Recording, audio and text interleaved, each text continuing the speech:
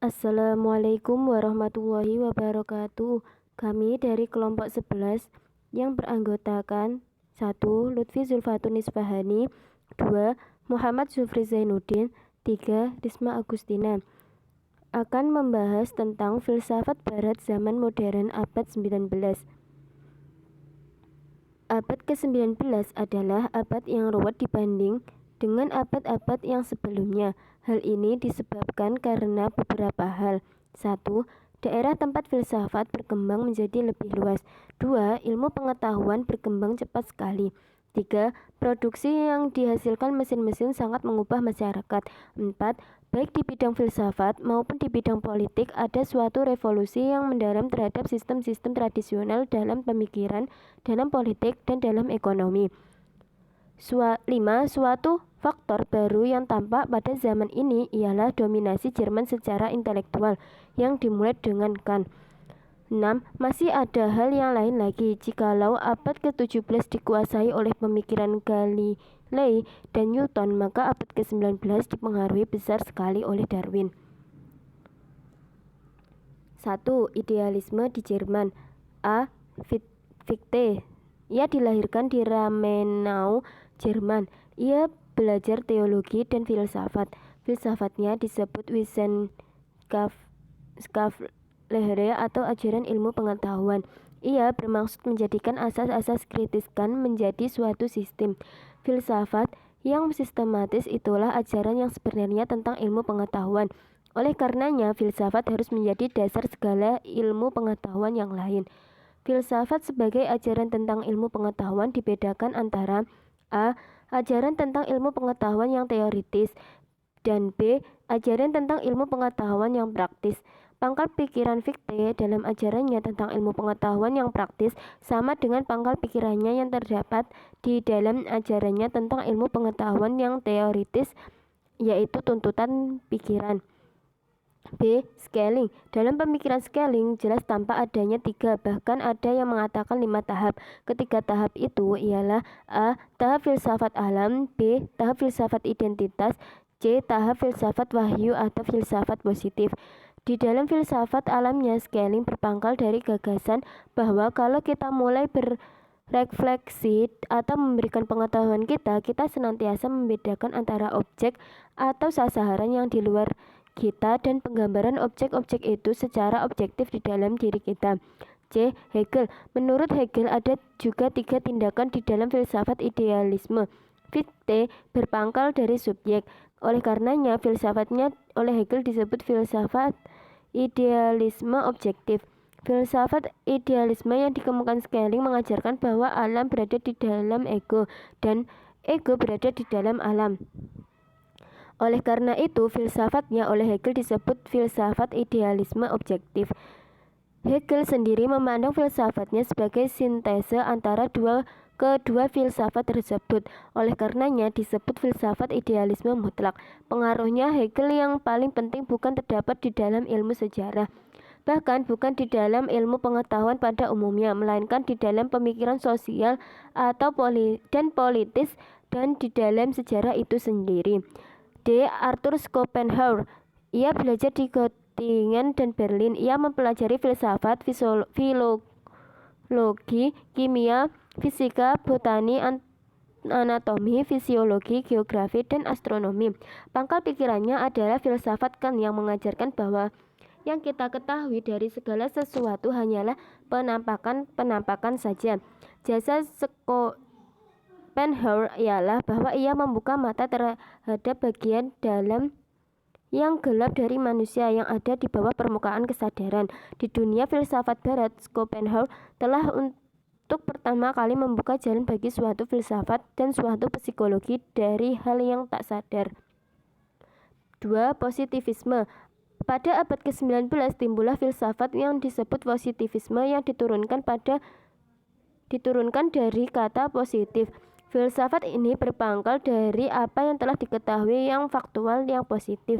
1. Auguste Comte. Menurut Comte, perkembangan pemikiran manusia berlangsung dalam 3 tahap atau 3 zaman, yaitu zaman teologis, zaman metafisis, dan zaman ilmiah atau zaman positif. Jasa Comte terletak di sini bahwa ialah yang menciptakan ilmu sosiologi dan penguraian sejarah Prancis di bidang filsafat. Pengaruhnya yang terbesar terdapat di Inggris. 2. John Stuart Mill. Ia mencoba memberikan dasar psikologis dan logis kepada positivisme. Menurut Mill, psikologi adalah suatu ilmu pengetahuan dasar yang menjadi asas bagi filsafat.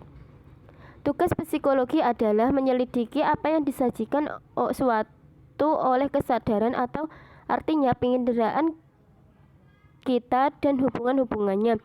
Adapun tugas logika ialah membedakan hubungan gagasan-gagasan yang bersifat kebetulan daripada hubungan gagasan-gagasan yang tetap dan menurut hukum. 3. Herbert Spencer.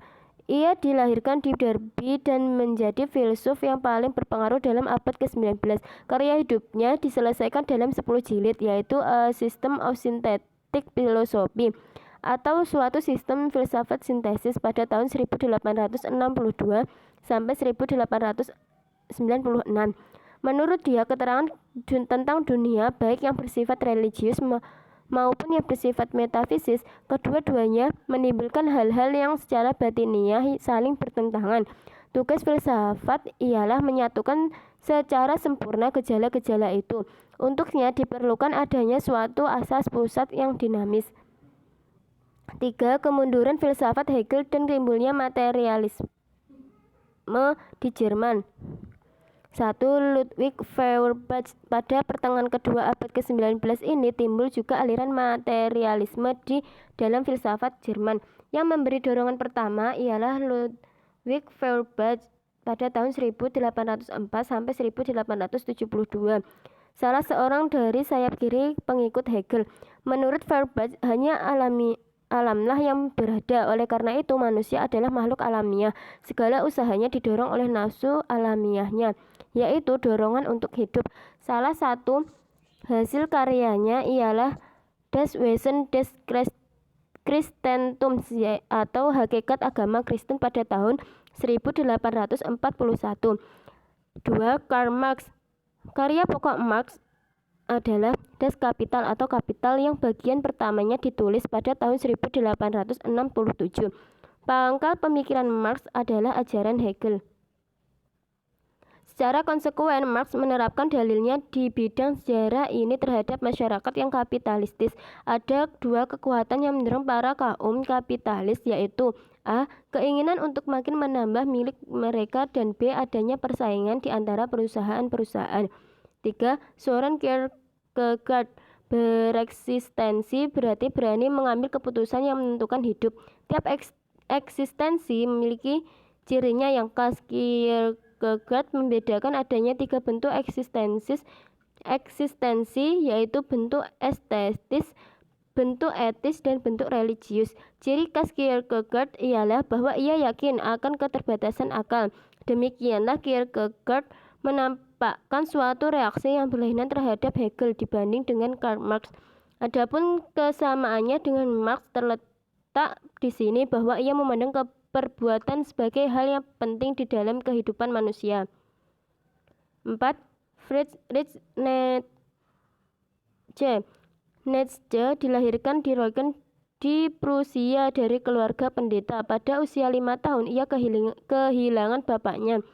Kemudian ia dididik ibunya yang saleh. Akibatnya wataknya kegadis-gadisan yang tidak suka kepada anak-anak sebayanya yang merusak sarang burung dan lain sebagainya. Di sekolah ia sering disebut Yesus yang di bait Allah. Garis besar filsafatnya dapat diuraikan sebagai berikut. Nietzsche adalah filsuf dari nafsu-nafsu yang vital. Nafsu oleh sebagai daya kekuatan pendorong di dalam manusia. Hal yang rohani mewujudkan lapisan atau yang meliputi hidup nafsani itu. Lapisan atas memang dapat sesuai dengan hidup nafsani yang melapis bawahinya, tetapi biasanya keduanya saling bertentangan. Berdasarkan pandangan yang demikian itu, Nietzsche mengajarkan adanya 2 moral, yaitu moral Tuhan dan moral Buddha. Sekian, terima kasih. Wassalamualaikum warahmatullahi wabarakatuh.